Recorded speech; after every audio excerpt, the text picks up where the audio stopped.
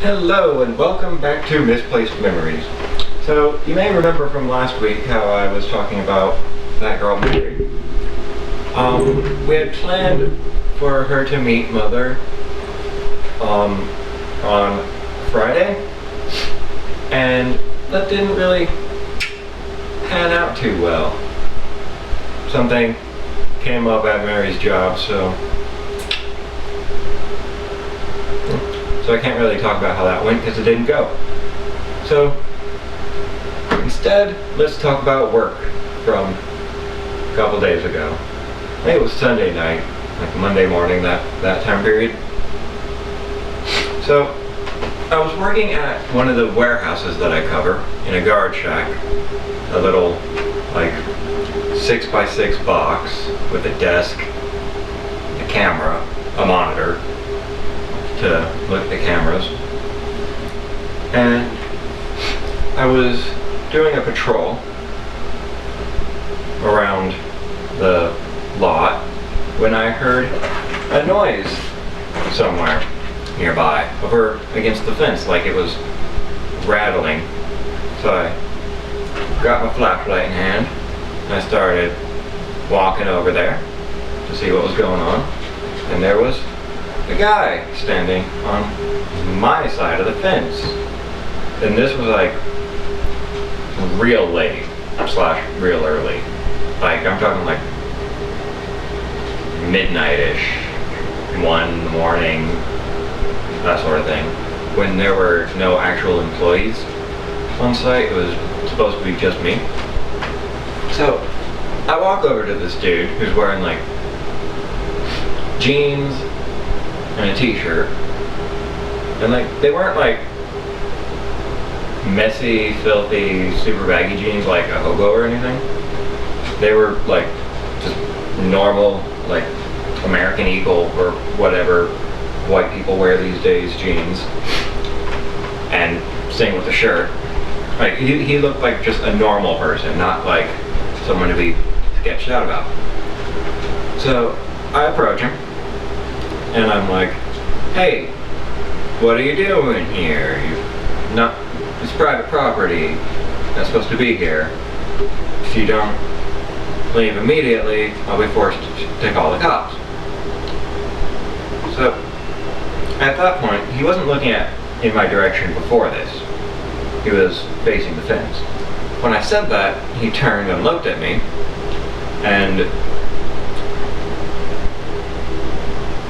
like he didn't seem like angry or crazy or anything like that. He looked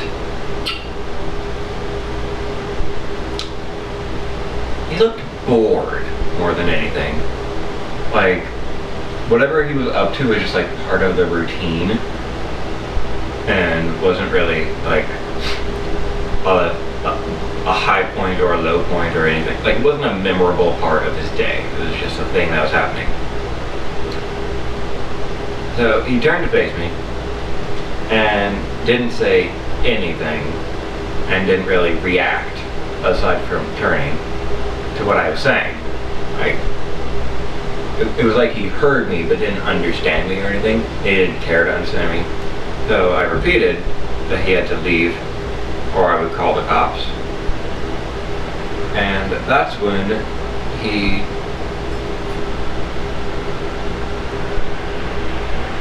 was like 10-15 feet away, you know, like a safe distance but relatively close.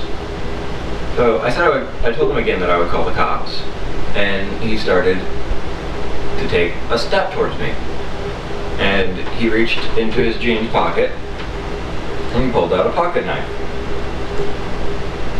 kind of like that big, you know, slightly bigger than the one I have laying on my desk, but not really huge, still a pretty small knife.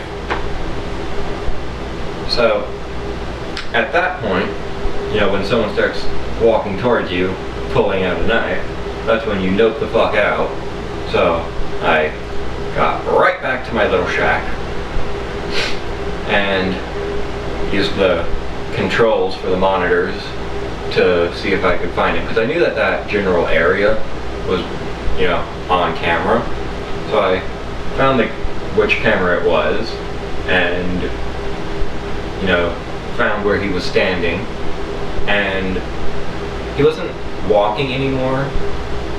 He was just standing there, and it's like he knew that I'd gone to look at the cameras. He couldn't see me from where he was, because it was kind of like around the building. The guard shack was here, the building's corner was here, and he was somewhere right around there. So he couldn't see me at all from where he was standing. But he was just standing there, staring up at the camera.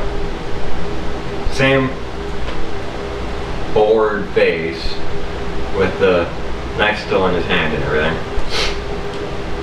And just stared at the camera for like a good 5 minutes or something. Like, I didn't time it, but it was a damn good while.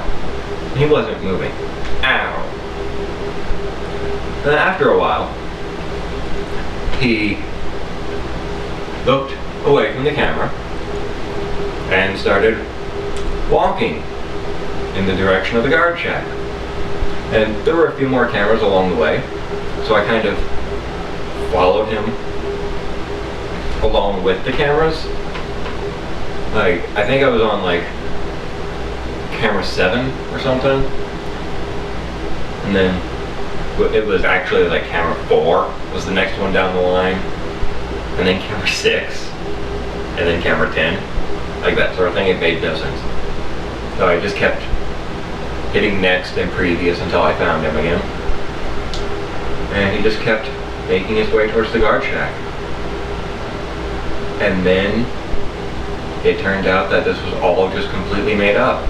None of this happened. I really had nothing to talk about this week, so I just decided to, make up a story, make the episode a little fun.